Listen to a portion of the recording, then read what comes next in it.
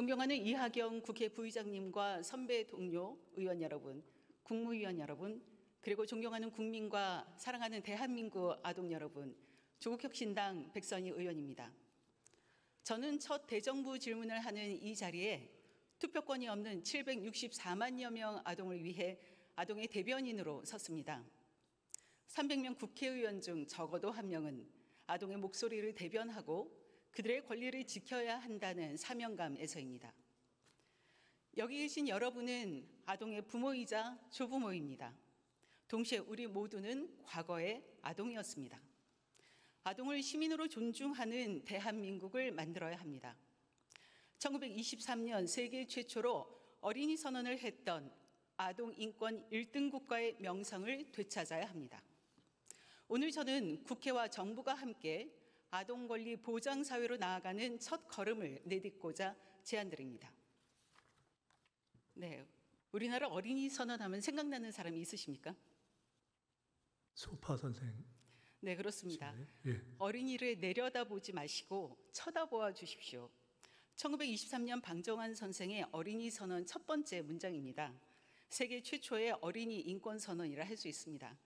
대한민국의 어린이 선언은 1924년 아동 권리 제네바 선언보다도 빠르고요. 그리고 1948년의 세계 인권 선언보다 빠릅니다. 이렇게 빠르게 아동의 권리와 어른의 책임을 규명했습니다. 총리님, 이로부터 지금 102년이 흘렀습니다. 2025년 오늘 대한민국 아동의 권리가 충분히 보장되고 있다고 생각을 하시는지요? 지금 생각해도 소파 방정환 선생의 그러한 문제의식, 너무 탁월하게 선도적이었던 것이었다고 생각하고요. 오늘 현재 우리가 충분하냐, 결코 충분하다고는 이야기할 수 없다, 이렇게 생각합니다. 네, 대한민국 아동 행복 지수가 OECD 국가 중에서 몇 위인지 알고 계십니까? 죄송합니다. 말씀 주십시오. 예, 최하위 수준이라고 우리가 모두가 알고 있습니다. 총리님, 7세고시라고 들어보셨죠? 7세고시. 네. 네, 영어학원 레벨 테스트를 7세에 한다라고 하는 얘기인데요. 영어 유치원을 들어가기 위해서도 레벨 테스트를 하고 우리가 이것을 4세고시라고 합니다. 지난 8월에 국가인권위원회에서 4세고시, 7세고시에 대해서 헌법과 UN 협약이 규정하는 아동 인권 침해라고 규정을 했습니다. 이뿐만이 아닙니다. 아동 자살 수 매년 증가하고 있습니다. 2010년에 300명에서 2023년에 370명으로 급등을 했는데요. 그동안 우리나라 아동 수도 줄었는데 말입니다. G8 경제 선진국이라 자부하는 대한민국에서 아동 자살 수가 왜 매년 증가하고 있다고 생각을 하시는지요? 글쎄요, 원인을 말씀드리기에 너무 충격적이고, 사실은 저희가 정부에서 자살 문제에 지금 천착하고 반드시 그걸 줄여야 되겠다고 생각하고 있는데, 그걸 점검을 하다 보니까 실제로 학교에서의 자살도 많고, 근데 지금 사실은 의원님 말씀을 드리면서 그 아동의 연령이 몇 살까지 내려가는지도 한번 좀 나중에 확인하고 여쭤봐야 되겠다는 생각이 드는데, 여러 가지 어려움, 그 다음에 그 나이대에 걸맞지 않는 스트레스 등등이 작동하는 것 아닌가 싶습니다. 예, 그렇습니다. 지나친 사교육, 아동 자살 증가, 또 끊이지 않는 아동 학대, 더는 아동이 행복하지 않는 나라. 이러다 대한민국이 노키즈존이 될 것 같습니다. 세계 최초로 어린이 선언을 했다는 것이 무색할 지경입니다. 총리님, 우리나라가 복합 위기에 처해 있다고 하는데요. 그중에서 가장 큰 위기를 무엇이라고 생각을 하시는지요? 당장은 경제적인 측면에서의 위기들일 텐데, 사실은 길게 보면은 저출생, 고령화, 이것이 가장 큰 도전 아니겠습니까? 예, 저도 그렇게 생각을 합니다. 대한민국 소멸을 가져올 수 있는 저출생이라고 생각을 하는데요. 아이가 행복하지 않고 아이 키우기가 힘든 대한민국, 그 결과가 우리나라 세계 최저 수준의 출산율 0.75로 나타났다고 생각을 합니다. 아시다시피 저출생이 지속되게 되면은 경제, 사회, 안보 등 전반적인 위기를 초래하게 되고요. 그리고 대한민국 지속 가능성을 위협하게 됩니다. 총리님, 그렇다면 국무총리이시니까 저출생에 대한 이재명 정부의 해법 갖고 계십니까? 사실 잘 아시겠지만은 역대 정부가 상당한 노력과 상당한 예산, 그리고 여러 가지 정책을 썼는데 잘 개선되지 않고 있습니다. 그나마 최근에 몇 년 만에, 근 10년 만에 반등이 시작됐는데, 근본적으로는 결국 편안하게 결혼하고 아이를 낳을 수 있게 하는 환경을 만드는 것이 중요하기 때문에 결혼에 대한 각종 지원, 그리고 신혼부부에 대한 무엇보다도 이 자기 집을 마련하기 어려운 상황에 대한 주거 지원, 그리고 아동 수당을 이제 구체적으로 확대를 연차적으로 해가는 이런 큰 세 가지 축을 포함해서 대책을 생각하고 있습니다. 예, 말씀 감사합니다. 저는 인식의 전환이 필요하다라고 하는 말씀도 덧붙이고 싶은데요. 총리님, 혹시 아이를 낳지 않는 가장 큰 이유 1위가 무엇인지 아십니까? 글쎄요, 그건 뭐 좀 여러 가지가 있기 때문에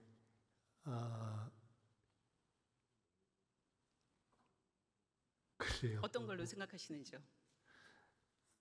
근데 뭐 사실은 현실적으로 아이를 낳아서 키우기 어려운 문제들이 경제적인 환경의 문제가 제일 크다고 봅니다. 많은 또 한편에서는 지금 조금 전에 인식 문제를 말씀하셨는데 결혼이라는 것 자체에 대해서도 우리 사회에서는 이제 하기 좀 그렇게 기꺼이 하기 어려운 영역으로 상당히 들어가 있지 않는가. 그 문제에 대해서도 상당히 인식을 변화시킬 필요가 있지 않는가 생각합니다. 네, 성인의 관점에서 아동의 관점으로 조금 인식의 전환이 필요하다라고 생각이 듭니다. 실태 조사에 따르면 1위는 아이가 행복하게 살기 어려운 사회여서였습니다. 성인이 대답을 한 것입니다. 어떤 느낌이십니까? 네, 지금 말씀은 전체적으로 아동 정책 또는 아동 사회 이런 것을 보는 데 있어서 일종의 지원, 보호, 시혜의 관점이 아니라 권리의 관점으로 전환해야 된다는 문제 의식과 연관되어 있는 것이 아닌가 하는 생각이 들었습니다. 예, 그렇습니다. 저출생 문제 해결을 위해서도 그리고 아동의 온전한 시민권 보장을 위해서도 아동이 행복한 나라를 만들어야 된다라고 생각을 합니다. 그런데 우리나라 헌법마저 아동을 외면하고 있는 현실입니다. 총리님, 우리나라가 1991년에 아동권리협약을 비준했습니다. 그런데 아동권리협약을 내용을 보면은 모든 아동에게 생존권, 보호권, 발달권, 참여권이라고 하는 기본적인 4대 권리를 보장하기 위해서 40여 개의 구체적인 권리들을 명시하고 있습니다. 그러나 우리나라 법체계 어디에도 이러한 권리를 담아내지 못하고 있습니다. 총리님, 아동과 관련된 여러 법률이 있는데 기억나는 거 있으십니까? 현재는 가장 큰 틀에서 규율하고 있는 것이 아동복지법 체계가 아닌가 싶습니다. 그런데 지금 말씀처럼 주로 보호 지원이라는 관점에서 정리가 되어 있고 의원님께서 제기하신 권리로서 쭉 정리를 하고 있는 틀은 아닌 걸로 알고 있습니다. 예, 바로 그렇습니다. 네, 대표적인 법이 바로 아동복지법인데요. 지금 말씀해 주신 대로 권리의 측면보다는 보호의 대상 그리고 수동적 존재로 보고 있습니다. 그에 비해서 일본의 예를 한번 들어보겠습니다. 1923년에 아동기본법을 제정해서 아동 권리 보장을 명문화했을 뿐만이 아니라 이것을 구체적으로 실행하기 위해서 아동청이라고 하는 것을 신설했습니다. 독일의 경우를 보면은 아동의 평등한 권리와 복지 실현을 위한 국가의 의무를 헌법에 명시하는 것을 추진하고 있습니다. 세계 최초로 어린이 인권 선언을 했음에도 왜 우리는 아직까지 아동 기본법조차도 없고 헌법에 아동을 명시하려는 노력을 안 하고 있는 것일까요? 총리님, 우선 아동을 권리 주체로 규정하는 아동 기본법 제정이 시급하지 않습니까? 네, 문제의식에 공감하고 동의합니다. 예, 감사합니다. 지난 5월 대선을 앞두고 아동 정책 전달식인 미래의 소원 투표에서 전국의 2만 5천 명의 아동이 직접 만든 8개 분야의 24개 정책을 국회에 제안했습니다. 제가 만난 재하 학생은 아동의 말은 단순한 의견이 아니라 정책이 될 수 있는 소중한 목소리라고 말을 했습니다. 호정 학생은 배움이 점수가 아니라 꿈으로 이어지는 사회, 서로를 경쟁자로 보지 않고 응원하는 교육 환경을 만들어 달라고 했습니다. 이런 아이들의 직접적인 목소리를 들어보니 기분이 어떠십니까? 저는 실제로 국회의원일 때 초등학생들을 한번 초대했는데 워낙 하는 얘기들이 똑똑해서 그것을 하나를 정책으로 직접 같이 토론해서 만들어 본 적이 있습니다. 법으로 연결까지 시켜봤는데요. 이제는 충분히 우리 사회의 수준, 전체적인 이 상승 속에서 아동, 어린이, 학생들이 실제로 이 법과 정책의 주체도 될 수 있다 이렇게 생각합니다. 예, 말씀대로 꼭 그런 환경을 만들어 주시기 바랍니다. 저도 아동의 목소리를 직접 들으니까 그 내용이 너무 훌륭해서 놀랐고, 그런데 이렇게 훌륭한 의견을 갖고 있는 아동들을 우리가 너무 작은 대상, 보호의 대상으로 여기지 않았는가라고 하는 생각을 다시금 하게 됐습니다.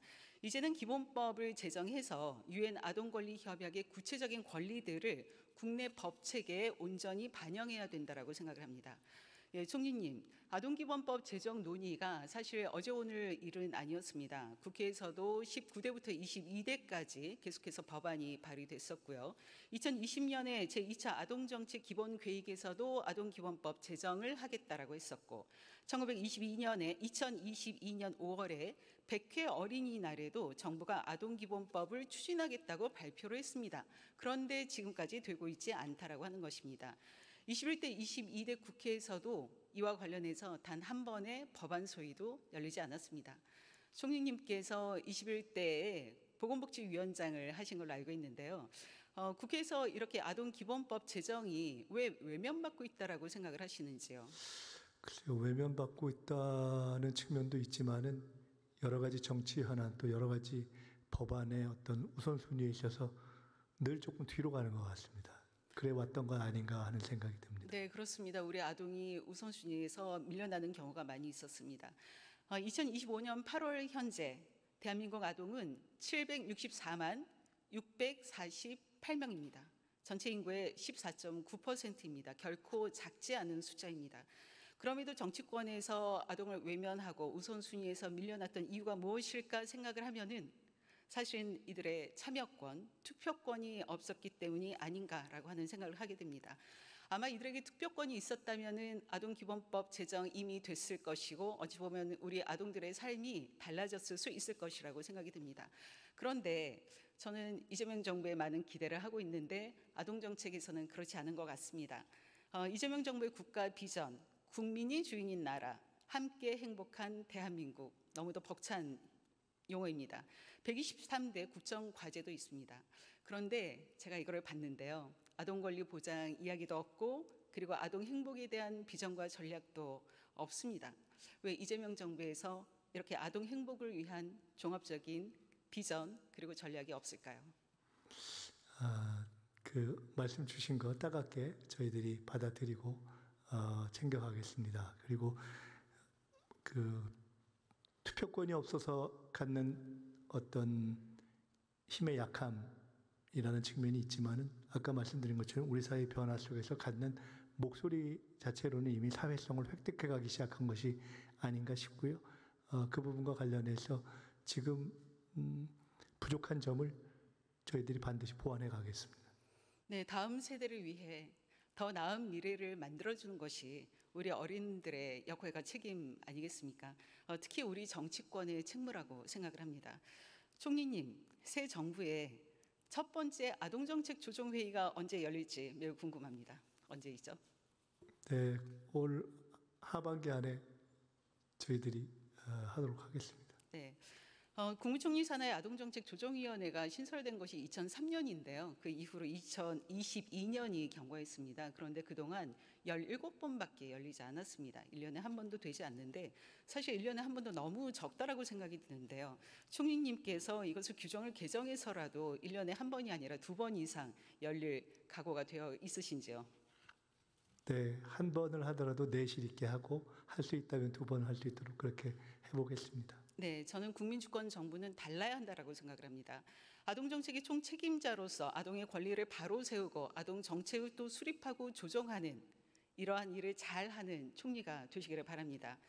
네, 국민주권 정부에서는 아동도 당당한 한 명의 주권자임을 증명해 주시기를 바라겠습니다. 아동 기본법 제정이 그 출발점이라고 생각합니다. 네, 존경하는 국민 여러분, 국회의장님과 선배 동료 의원 여러분, 저는 오늘 이 자리에서 아동의 권리와 행복을 지켜달라는 우리 아이들의 목소리를 전했습니다. 우리 모두가 한때는 아동이었습니다. 이제 우리 국회가 응답해야 합니다. 아동 기본법 제정으로 아동 존중 사회, 아이들이 안전하고 행복한 나라를 만들어야 합니다.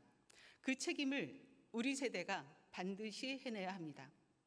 대한민국 모든 아동은 우리 모두의 아동입니다. 지금까지 아동의 대변인 백선이었습니다. 경청해 주셔서 감사합니다.